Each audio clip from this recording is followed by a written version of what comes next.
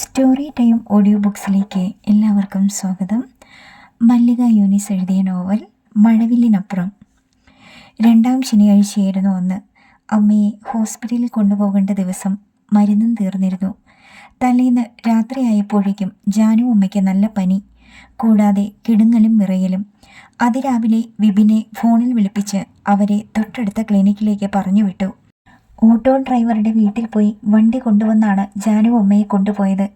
അത്രയ്ക്കും വയ്യായ്കയുണ്ടായിരുന്നു അവർക്ക്. ശ്രീസാറിൻ്റെ അമ്മയ്ക്കും കടുത്ത പനിയെന്നും പറഞ്ഞ് രാവിലെ ഫോൺ വന്നു. ഇന്ന് പണിയുള്ളതുകൊണ്ട് സാറിന് എങ്ങോട്ടും തിരിയാൻ വയ്യ, വിപിൻ ഇതിനിടയിൽ പറഞ്ഞു. മറ്റേ സാറില്ലേ, നിതിനെയാണ് താൻ ഉദ്ദേശിച്ചത്. ഇന്നലെ രാത്രി പോയി അദ്ദേഹത്തെ വിളിച്ച് പറയുന്നത് കേട്ടു പോയി നോക്കാൻ. ജാനു അമ്മയും കൊണ്ട് വിപിൻ പോയി കഴിഞ്ഞപ്പോൾ ഐശ്വര്യയുടെ ആത്മഗതമുണ്ടായി. വിദ്യാമ്മ ഹോസ്പിറ്റലിൽ പോകുമെന്ന് എനിക്ക് തോന്നുന്നില്ല. അതെന്താ? ആ അമ്മയ്ക്കിപ്പോൾ ഒരുതരം വാശിയാണ്. ഞാൻ തിങ്കളാഴ്ച വരുമ്പോഴേ ഈ പനി തുടങ്ങിയിട്ടുണ്ട്. മരുന്നൊന്നും കഴിച്ചിട്ടുണ്ടാവില്ല. എന്തിനാണ് വാശി? മക്കളോട് തന്നെ, നന്ദനയോടും ശ്രീയേട്ടനോടും. എനിക്കങ്ങ് മരിച്ചാൽ മതിയെന്ന് പലവട്ടം പറയുന്നത് കേട്ടു. രേഖേച്ചിയാണെങ്കിൽ മുഖവും വീർപ്പിച്ച് നടക്കുന്നു. രാവിലത്തെ മെനു അവളാണ് തീരുമാനിച്ചത്. എല്ലാവർക്കും പൊടിയരിക്കഞ്ഞിയും ചെറുപയർ തോരനും. ഉച്ചക്കത്തേക്ക് കഞ്ഞിയുടെ ബാക്കി തന്നെ ജാനു അമ്മയ്ക്കും അവൾക്കും മാറ്റിവെക്കാം. 2 മണിക്ക് വീട്ടിലേക്ക് പോകാനുള്ള അനുവാദമുണ്ട്. ഊണൊക്കെ വീട്ടിൽ ചെന്നിട്ട്. മറുത്ത് പറയാനൊന്നും നിന്നില്ല. എന്തായാലും അമ്മയ്ക്ക് മടങ്ങുന്ന വഴി ഊണ് വാങ്ങിക്കൊടുക്കേണ്ടി വരും. രാവിലെ ഗുളിക കൊടുക്കുന്നത് കൊണ്ട് വിശപ്പ് സഹിക്കില്ല. അമ്മയെ കുളിപ്പിക്കാൻ സഹായിക്കാൻ വന്ന ഐശ്വര്യ പറഞ്ഞു. ഞാനും വരാൻ ചേച്ചി. ശ്രീയേട്ടനോട് കാര്യം പറഞ്ഞാൽ വിടും. വേണ്ട, ഡ്രൈവർ ഉണ്ടല്ലോ. എന്നാൽ പിന്നെ മുരളിയേട്ടനെ കൂടെ വിളിച്ചുകൂടെ? ഉച്ചവരെയുള്ള പ്രശ്നമല്ലേ ഉള്ളൂ. അതിൻ്റെ ഒന്നും ആവശ്യമില്ല ഐശ്വര്യ. അതും തടഞ്ഞു. എന്നിട്ടും ഉള്ളിലാകെ കുഴമറിയായി. മുരളിയെ വിളിക്കണോ വേണ്ടയോ എന്ന ആലോചനയുമായി നിമിഷങ്ങളോളം ചുറ്റി നടന്നു. വേണ്ടെന്ന് ഒടുവിൽ തീരുമാനിച്ചു. പ്രസവിച്ച് കിടക്കുന്ന വിജിക്ക് അതൊട്ടും സഹിക്കില്ല.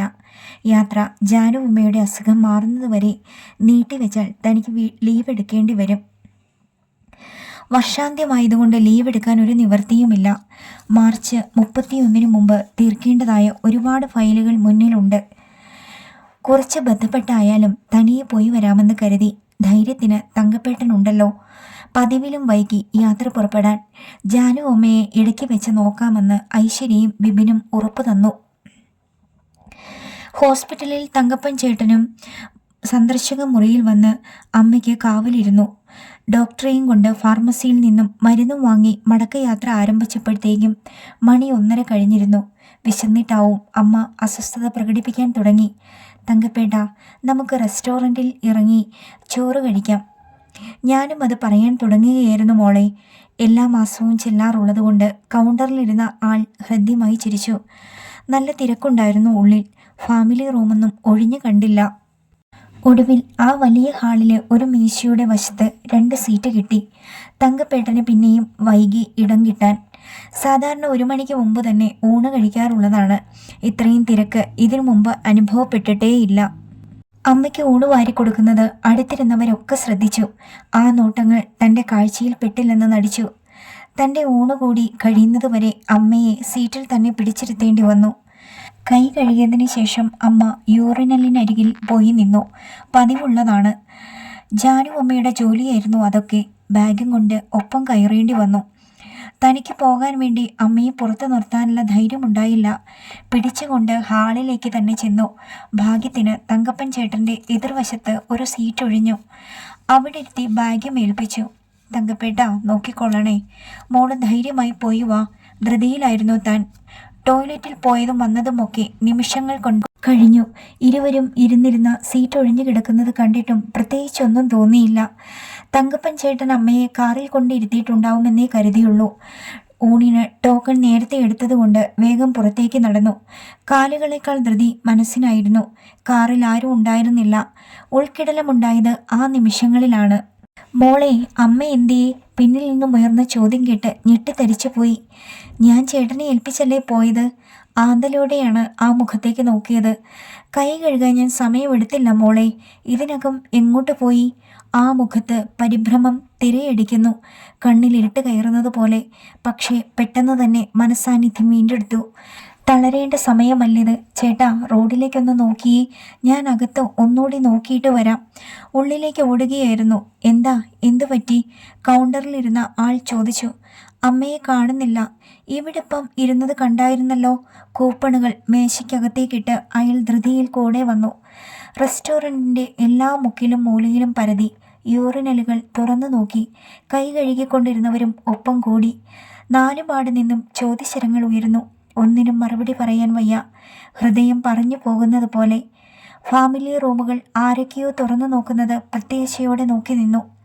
ഒരിടത്തും അമ്മയുണ്ടായിരുന്നില്ല. പൊട്ടിക്കരഞ്ഞുകൊണ്ടാണ് പുറത്തേക്ക് ഓടിയത്. തങ്കപ്പൻ ചേട്ടൻ്റെ പരിഭ്രാന്തമായ മുഖം ഗേറ്റിനരികിൽ. മോളെ. നിസ്സഹായത ആ വിളിയിലുണ്ടായിരുന്നു. നാലുപാടും നിന്ന് ചോദ്യശരങ്ങൾ കാതിലേക്ക് ഇഴഞ്ഞെത്തുന്നു. തൻ്റെ നാവ് ചലനമറ്റ് കിടക്കുകയാണ്. കണ്ണുകളിൽ നിന്നും ധാരമുറിയാതെ കണ്ണുനീർ ഒഴുകി. ഇരുവരുടെയും ചുറ്റിനും ഒരു കൂട്ടം ആൾക്കാരുണ്ട്. നിങ്ങൾ കാറിലല്ലേ വന്നത്? പെട്ടെന്നൊന്ന് കറങ്ങി നോക്ക്. നടന്നു പോയിട്ടുണ്ടെങ്കിൽ വഴിയിൽ എവിടെയെങ്കിലും വെച്ച് കാണാം. ആരോ പറയുന്നു. രണ്ടുപേരും കൂടി ഒരു വഴി പോവണ്ട. മോള് ഒരു ഓട്ടോ വിളിച്ച് മറ്റേ വഴിക്ക് പോ. പ്രായമുള്ള ആൾ ഉപദേശിച്ചു. അടയാളം പറയ്, ഞങ്ങളും നോക്കാം. ചെറുപ്പക്കാരായ രണ്ടുപേർ മുന്നോട്ട് വന്നു. തങ്കപ്പൻ ചേട്ടനാണ് അമ്മയുടെ പ്രായവും വേഷവും ഒക്കെ പറഞ്ഞു കൊടുത്തത്. ചേട്ടാ, എനിക്കൊരു ഓട്ടോ വിളിച്ചതാ. കേട്ട പാതി ചേട്ടൻ ഗേറ്റിനരികിലേക്ക് ഓടി. സ്വർണവും വല്ലതും കിടപ്പുണ്ടോ മോളെ ദേഹത്ത്? ആരോ ചോദിക്കുന്നു. തലയിലൂടെ ഒരു മിന്നൽ പിണർ പാഞ്ഞുപോയി. അമ്മയുടെ കഴുത്തിലും കൈകളിലുമൊക്കെ ആഭരണങ്ങളുണ്ട്. ഈശ്വര! മുഖം ഇരു കൈകളും കൊണ്ട് പൊട്ടിക്കരഞ്ഞുപോയി. താൻ ടൗണിൻ്റെ ഹൃദയഭാഗത്താണെന്നും തൻ്റെ ചുറ്റും ഒരു കൂട്ടം കാഴ്ചക്കാരുണ്ടെന്നുമുള്ള യാഥാർത്ഥ്യമൊക്കെ ഞൊടിയിടയ്ക്കുള്ളിൽ മറന്നു. മാഡം, എന്തു പറ്റി? ചിരപരിചിതമായ ശബ്ദം. വേഗം തലയുയർത്തി. ആൾക്കൂട്ടത്തിനിടയിലൂടെ അരികിലെത്തിയിരുന്നു ശ്രീഹരി.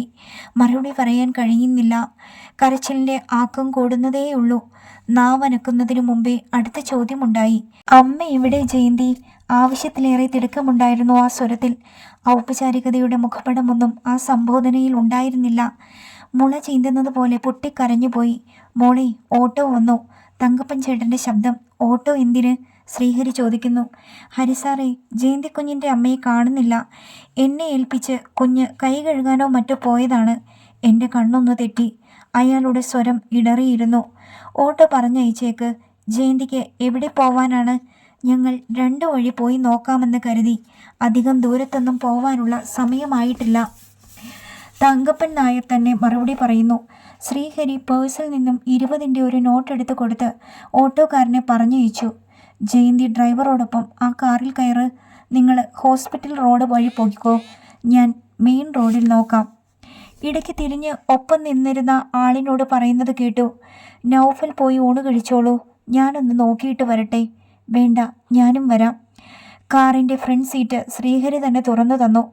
കരയാനുള്ള സമയമല്ലിത്. റോഡിൻ്റെ 2 വശവും നോക്കുക. സാവധാനം പോയാൽ മതി. പോകാൻ തുടങ്ങിയ ആൾ വീണ്ടും തിരിഞ്ഞു നിന്നു. എന്തെങ്കിലും വിവരമുണ്ടെങ്കിൽ അപ്പോഴേ എന്നെ വിളിക്കണം. എൻ്റെ കയ്യിൽ ഫോണില്ല. അമ്മ ബാഗും കൊണ്ടാണ് പോയിരിക്കുന്നത്. ഓ, അതെന്തേ നേരത്തെ പറഞ്ഞില്ല? വെയിറ്റ് ചെയ്യ്, ഞാനൊന്ന് വിളിച്ചു നോക്കട്ടെ. തനിക്കും ആ ബുദ്ധി തോന്നിയില്ല. ചേതനയാകെ മരവിച്ചു പോയിരുന്നു. മറുതലക്കിൽ നിന്നും പ്രതികരണമൊന്നും കാണാഞ്ഞിട്ടാവും ആ മുഖത്ത് നിരാശ പടരുന്നത് കണ്ടു. ഡ്രൈവർ ചേട്ടൻ്റെ കയ്യിലും ഫോണില്ലേ? ഇല്ല സാറേ. ശ്രീഹരി ആലോചിച്ച് നിൽക്കാൻ ഒരു നിമിഷമെടുത്തു. ഈ ഫോൺ കയ്യിൽ വെച്ചോളൂ. ഇതിൽ നിന്നും അമ്മയെ വിളിച്ചുകൊണ്ടിരിക്കണം. ഞാനും ശ്രമിക്കാം. നൗഫലിൻ്റെ നമ്പറും ഇതിലുണ്ട്. എന്തെങ്കിലും വിവരമുണ്ടെങ്കിൽ അതിൽ വിളിക്കണം. പിന്നീട് താമസമുണ്ടായില്ല. കാർ സാവധാനമാണ് മുന്നോട്ട് നീങ്ങിക്കൊണ്ടിരുന്നത്. കരച്ചിലടക്കി റോഡിൽ ഉറ്റുനോക്കിക്കൊണ്ടിരുന്നു. ഫോണിൽ ശ്രമിച്ചതൊക്കെ വ്യഥാവിലായി. ആരും അറ്റൻഡ് ചെയ്യുന്നുണ്ടായിരുന്നില്ല. നിമിഷങ്ങൾ പോലും ഇഴഞ്ഞിഴിഞ്ഞാണ് നീങ്ങുന്നത്. കുഞ്ഞെ, ആ സാറിനെ ഒന്ന് വിളിച്ചു നോക്ക്. എന്തെങ്കിലും വിവരമുണ്ടോ എന്നറിയാമല്ലോ. ഇങ്ങോട്ട് വിളിക്കാമെന്ന് പറഞ്ഞില്ലേ തങ്കപ്പൻ ചേട്ടാ? തനിക്ക് മടി തോന്നി. എന്തൊരു കഷ്ടമാണെന്ന് നോക്കുമോളെ. അമ്മ ഈ പണി പറ്റിക്കുമെന്ന് ഞാൻ സ്വപ്നത്തിൽ പോലും വിചാരിച്ചില്ല. അയാൾ കരച്ചിലിൻ്റെ വക്കോളം എത്തിയിരുന്നു. താൻ ഒരു പേക്കിനാവ് കാണുകയാണെന്ന് പലപ്പോഴും തോന്നി. ബാഗും നെഞ്ചോടടക്കി പിടിച്ച് അമ്മ വിജനമായ ഏതോ വഴികളിൽ നടന്നു പോകുന്ന രംഗം വെറുതെ സങ്കല്പിച്ചു നോക്കി. രക്തത്തിനു പകരം ഭയമാണ് തൻ്റെ സിരകളിലൂടെ ഓടുന്നതെന്ന് അറിയുകയായിരുന്നു. നമുക്ക് ഹോസ്പിറ്റലിൽ വരെ ഒന്ന് പോയി നോക്കാം മോളെ. ചിലപ്പോൾ പരിചയമുള്ള വഴി കണ്ട് അങ്ങോട്ടേക്കാണ് നടക്കുന്നതെങ്കിലോ? തങ്കപ്പൻ ചേട്ടൻ ചോദിക്കുന്നു. കണ്ണീരിനിടയിലൂടെ തലയാട്ടി. മോള് നോക്കണേ. വഴിയിലുടനീളം കണ്ണുകൾ പരതുകയായിരുന്നു. ഹോസ്പിറ്റൽ ഒട്ടുമിക്കാലും വിജനമായിരുന്നു. വിവരം പറഞ്ഞപ്പോൾ പുറത്തിരുന്ന അറ്റൻഡർമാരും ഒപ്പം വന്നു. നിരാശയായിരുന്നു ഫലം. മടങ്ങുന്നതിനിടയിൽ കയ്യിലിരുന്ന ഫോൺ ശബ്ദിച്ചു. മനസ്സൊരു നിമിഷം കുതിച്ചു ചാടി. എവിടെയാണ് നിങ്ങളിപ്പോൾ? അമ്മയെ കാണിച്ചുകൊണ്ടിരുന്ന ഹോസ്പിറ്റലിൽ വരെ വന്നതാണ്. മെയിൻ റോഡ് മാത്രമല്ല, പല വഴിയും നോക്കി ജയന്തി. കരച്ചിലടക്കി പിടിക്കാൻ പാടുപെടുകയായിരുന്നു. നിങ്ങൾ ഒരു കാര്യം ചെയ്യ്. തൽക്കാലം നൗഫലിൻ്റെ വീട്ടിലേക്ക് വാ. ആ ഡ്രൈവറുടെ കയ്യിൽ ഫോൺ കൊടുക്ക്. വഴി പറഞ്ഞു കൊടുക്കാം. ഫോണിലൂടെ തങ്കപ്പൻ ചേട്ടൻ വഴി മനസ്സിലാക്കിയിട്ടുണ്ടാവും. കാർ പോകുന്ന വഴിയൊക്കെ കണ്ണുകൾ അരിച്ചു പെറുക്കി. സർവാംഗവും തളരുകയാണ്. മോളെ, വീടെത്തി. മുഖമുയർത്തുമ്പോൾ ഏതോ ഒരു ഇരുനില വീടിൻ്റെ മുറ്റത്താണ് കാർ. ഡോർ തുറന്നു തന്നത് ശ്രീഹരിയാണ്. മുറ്റത്തേക്കിറങ്ങുമ്പോൾ കാലുകൾ വീച്ചു. ജയന്തി, സമാധാനമായിരിക്കെ. അമ്മ ടൗണിൽ തന്നെ ഉണ്ടാവും. ചിലപ്പോൾ ലക്ഷ്യമില്ലാതെ നടക്കുകയാവും. വീഴാതിരിക്കാനായി തൻ്റെ കൈത്തണ്ടയിൽ പിടിച്ചിരുന്ന ആ വിരലുകളിൽ കൂട്ടിപ്പിടിച്ചാണ് താൻ പിന്നീട് കരഞ്ഞത്. ഒരു കൊച്ചു കുഞ്ഞിൻ്റെ വാശിയോടെ. എനിക്കെൻ്റെ അമ്മയെ വേണം. അറിയാലോ, ഞാൻ ജീവിച്ചിരിക്കുന്നത് തന്നെ എൻ്റെ അമ്മയ്ക്ക് വേണ്ടിയാണെന്ന്. ഏറ്റവും അടുത്ത ഒരാളാണ് മുന്നിൽ നിൽക്കുന്നതെന്ന് തോന്നിയിരുന്നു. മറ്റാരേക്കാളും എനിക്ക് നന്നായി അറിയാൻ ജയന്തി. ആർദ്രമായിരുന്നു ആ സ്വരം. അമ്മയില്ലാതെ ഞാൻ മടങ്ങില്ല, ഒരിക്കലും മടങ്ങില്ല. വല്ല റെയിൽവേ പാളത്തിൽ തലവെച്ച് മരിക്കും, തീർച്ച. ജയന്തി, താക്കീതിൻ്റെ സ്വരത്തിലായിരുന്നു വിളി. കുട്ടി, കയറി വാ. നൗഫലിൻ്റെ ഉമ്മയാണെന്ന് തോന്നി. പ്രായമുള്ള ഒരു സ്ത്രീ ഇറങ്ങി വന്ന് കയ്യിൽ പിടിച്ചു നടത്തി. ഉമ്മറത്തെ സോഫയിൽ ചെന്നിരുന്നതൊന്നും എങ്ങനെയാണെന്നറിയില്ല. ഇരു കൈകളും കൊണ്ട് മുഖം പൊത്തി കുനിഞ്ഞിരുന്നു. കണ്ണുകളിൽ നിന്ന് ധാരമുറിയാതെ മിഴിനീർ ഇറ്റിറ്റ് വീണുകൊണ്ടിരുന്നു. സമാധാനമായിരിക്കും മോളെ, അമ്മയെ തിരിച്ചു കിട്ടും. നൗഫലിൻ്റെ ഉമ്മ എതിർവശത്തെ സെറ്റിയിൽ വന്നിരുന്നു പറഞ്ഞു. തൻ്റെ പ്രാർത്ഥനയും അതായിരുന്നല്ലോ. കൈകൾ കൂട്ടിപ്പിടിച്ച് അതിൽ മുഖമുയർത്തി സർവ്വ ഈശ്വരന്മാരോടും മനമുരുകി പ്രാർത്ഥിക്കുകയായിരുന്നു. അടുത്ത ആരോ വന്നിരിക്കുന്നു. പെട്ടെന്ന് നിറഞ്ഞൊഴുകുന്ന കണ്ണുകളോടെ തലയുയർത്തി. ശ്രീഹരി. ആ കൺകോണുകൾ ചുവന്നിരിക്കുന്നു. വരദേട്ടനെയും മുരളിയെയും ഞാൻ വിളിച്ചിട്ടുണ്ട്. പിന്നെ വിപിനെയും. അവനിവിടുത്തെ ഊടുവഴികളെല്ലാം അറിയാം. ഞാൻ മുരളിയോടും വിജയോടും എന്തു പറയാൻ? അമ്മയെ ഹോസ്പിറ്റലിൽ കൊണ്ടുപോകേണ്ടത് ജയന്തിയുടെ മാത്രം ഉത്തരവാദിത്തമല്ല. വരദേട്ടനും അതാ പറയുന്നത്. പിന്നെ എന്തുകൊണ്ടാണ് മുരളിയെങ്കിലും ജയന്തി കൂട്ടാതിരുന്നതെന്ന് വരദേട്ടൻ ഇപ്പോൾ പറഞ്ഞ് ആ വിജയെയും കുറേ ചീത്ത പറഞ്ഞു.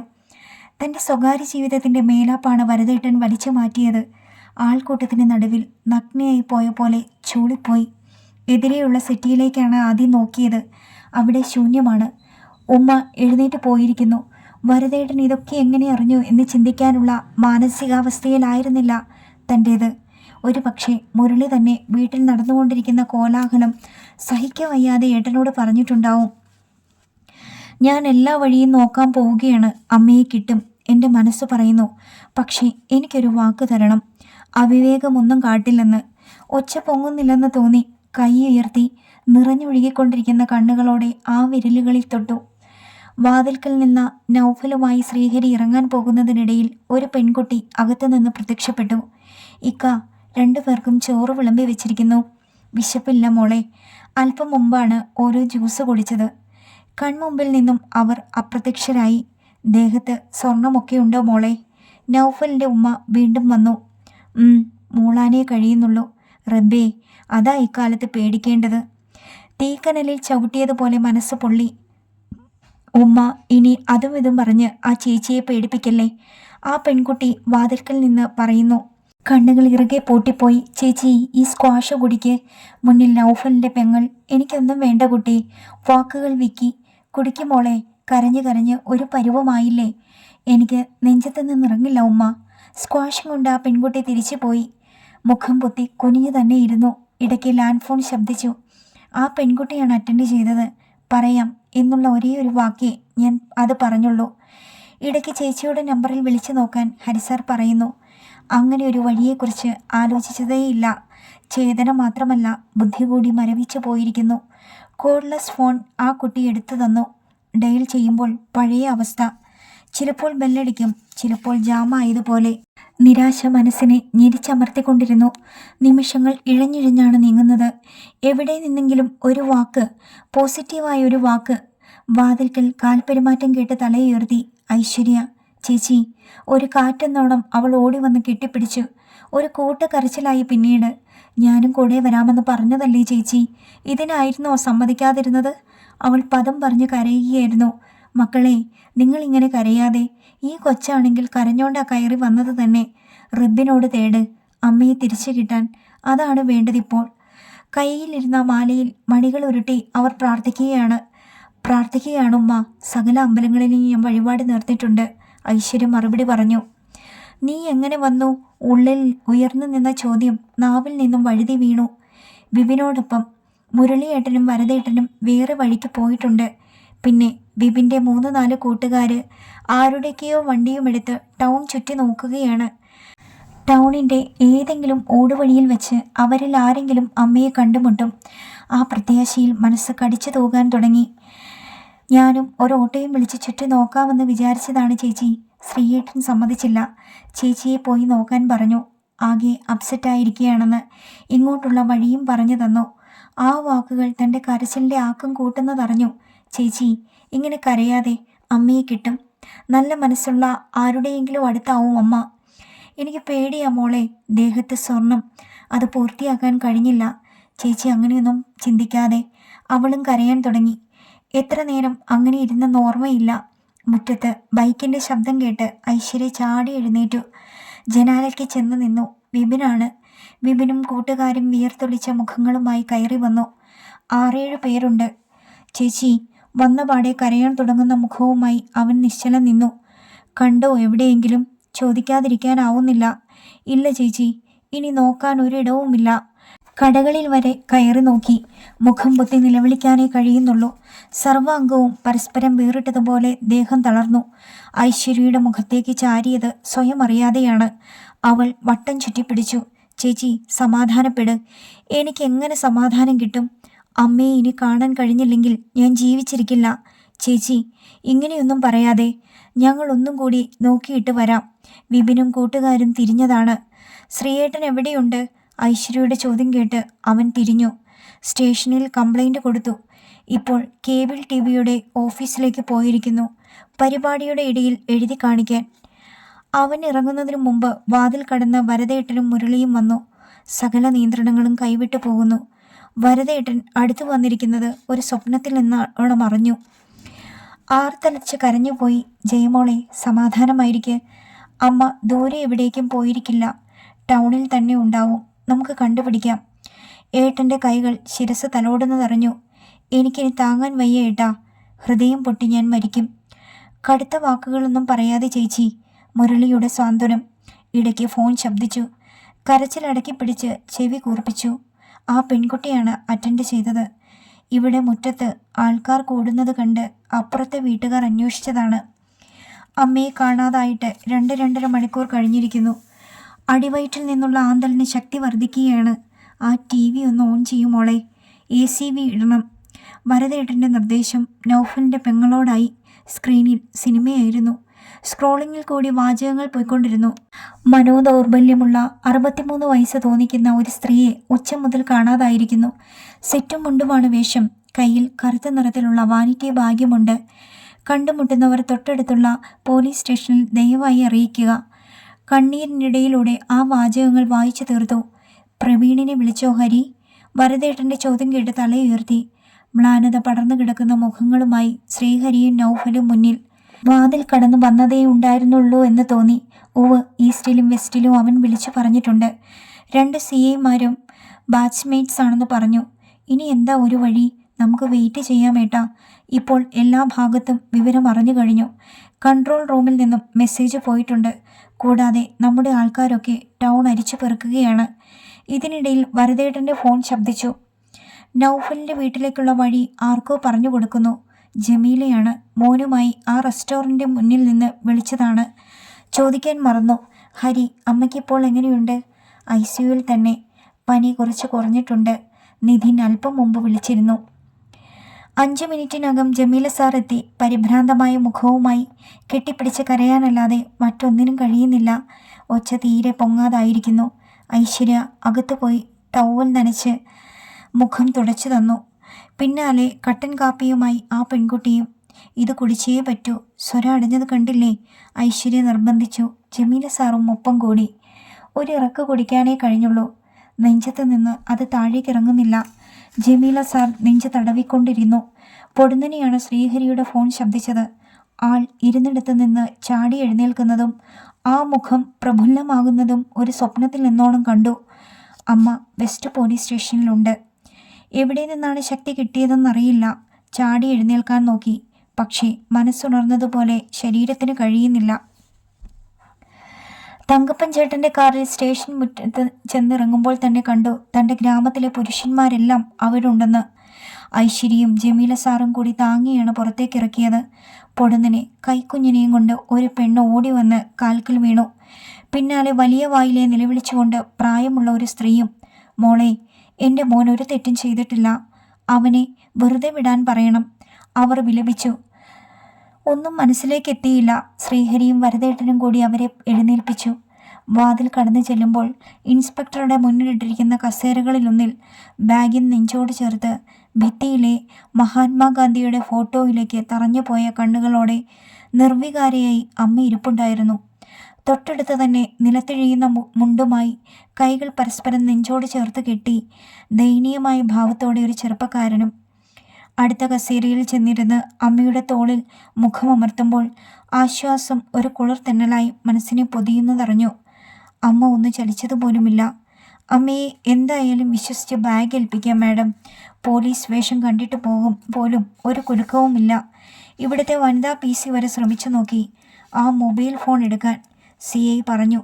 എന്താണ് ഉണ്ടായതെന്ന് അയാൾ വിശദീകരിക്കുന്നത് കാതുകളിൽ വീണു. റെസ്റ്റോറൻറ്റിൽ ആളിനെ ഇറക്കാൻ ചെന്നതാണ് ഇയാൾ. ഒഴിഞ്ഞ ഓട്ടോയിൽ അമ്മ വന്നു കയറിയപ്പോൾ ഓട്ടോ വിട്ടു.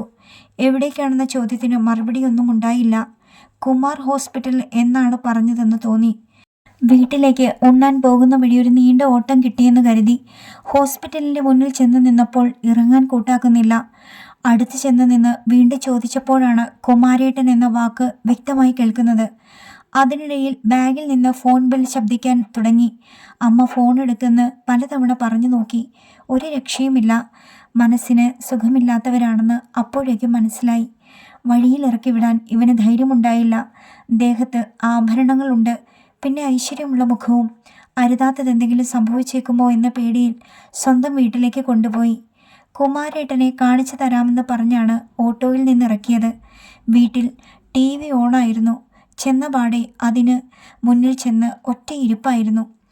ബാഗ് വാങ്ങി ഫോൺ എടുക്കാൻ പലതവണ എല്ലാവരും കൂടി ശ്രമിച്ചു നോക്കി. വല്ലാത്ത ബലമായിരുന്നു അമ്മയുടെ കൈകൾക്ക്. ഫോണാണെങ്കിൽ നിർത്താതെ ബെല്ലടിച്ചുകൊണ്ടിരിക്കുകയും ചെയ്യുന്നു. ഊണ് കൊടുക്കാൻ ശ്രമിച്ചത് വിഫലമായി. തൻ്റെ ഊണൊക്കെ കഴിഞ്ഞാണ് അടുത്ത വീട്ടിലെ കുറച്ച് പ്രായമുള്ള ഒരാളെ വിളിച്ചുകൊണ്ടുവന്നത്. ഫോൺ എടുക്കാൻ അയാളും ആവുന്നതുപോലെ നോക്കി. ശരീരം നൊന്തപ്പോഴാണ് അമ്മ ഉറക്കെ കരയാൻ തുടങ്ങിയത്. പേടിച്ച് ആ ചേട്ടൻ പിന്മാറി. ഇവിടെ തന്നെ ഇരുത്ത്, ഒറ്റയ്ക്ക് പുറത്തേക്കൊന്നും വിടണ്ട, ആരെങ്കിലും തിരക്കി വരുന്നുണ്ടോ എന്ന് നോക്കാം എന്ന് പറഞ്ഞ് ആ ചേട്ടൻ പോയി. അമ്മയെയും ഭാര്യയെയും ഏൽപ്പിച്ച് വീണ്ടും സ്റ്റാൻഡിലേക്ക് വരുന്ന വഴിയിൽ വെച്ച് ഒരോട്ടം കിട്ടി. കുറച്ച് ദൂരേക്കുള്ളതായിരുന്നു. മടങ്ങി സ്റ്റാൻഡിലെത്തിയില്ല. അതിനു മുമ്പ് ആ ചേട്ടൻ വിളിച്ച് TV-യിൽ കാണാതായവരെക്കുറിച്ച് വിവരമുണ്ടെന്ന് പറഞ്ഞു. വീട്ടിലെത്തി അമ്മയെയും ഭാര്യയെയും കൂട്ടി കുമാരേട്ടനെ കാണിക്കാമെന്ന് പറഞ്ഞാണ് ഇവിടേക്ക് കൊണ്ടുവന്നത്. ഇയാളെ വിട്ടേക്കു സാർ, ഭാര്യയും അമ്മയും പുറത്തു നിന്ന് നിലവിളിക്കുന്നുണ്ട്. ശ്രീഹരി പറഞ്ഞു. വിടാം, അതിനു മുമ്പ് ചില ഫോർമാലിറ്റീസ് ഉണ്ട്. അമ്മയെ തിരിച്ചു കിട്ടിയ കാര്യം രേഖപ്പെടുത്തി പുറത്തേക്ക് വന്നു. താനും ഐശ്വര്യയും കൂടി എഴുന്നേൽപ്പിച്ചപ്പോൾ ഒരു മടിയും കൂടാതെ അനുസരിച്ചു. പുറത്തേക്ക് വന്ന ഓട്ടോ ഡ്രൈവറുടെ കയ്യിൽ ശ്രീഹരിയും വരദേട്ടനും കൂടി നോട്ടുകൾ ചുരുട്ടിപ്പിടിപ്പിക്കാൻ ശ്രമിച്ചു. എനിക്കൊന്നും വേണ്ട സാർ, അയാൾ കൂടുതൽ വിനീതനായി. നീ ഇത് വാങ്ങണം, നിന്റെ നല്ല മനസ്സിനുള്ളതാണിത്. വീണ്ടും നിർബന്ധിച്ചപ്പോൾ അയാൾ അത് വാങ്ങി. ശ്രീഹരിയോടൊപ്പം ഐശ്വര്യ തിരുവനന്തപുരത്തേക്ക് പോയി. ജമീല സാർ തൻ്റെ ഒപ്പം കാറിൽ കയറി. മോൻ ബൈക്കിൽ പിന്നാലെയും. അമ്മയെ വീട്ടിനുള്ളിലാക്കി കഴിഞ്ഞ് അവർ യാത്ര പറഞ്ഞു പോയി. ഒന്ന് ശ്വാസം വിടാനുള്ള സമയം പോലും പിന്നീടുണ്ടായില്ല. വിവരമറിഞ്ഞ് പലരും വന്നുപോയിക്കൊണ്ടിരുന്നു. കൂട്ടത്തിൽ ചെല്ലപ്പൻ നായരും ഭാർഗവി അമ്മയും വന്നു. ചെല്ലപ്പൻ നായരെ ഓട്ടോയിൽ കൊണ്ടുവരേണ്ടി വന്നു.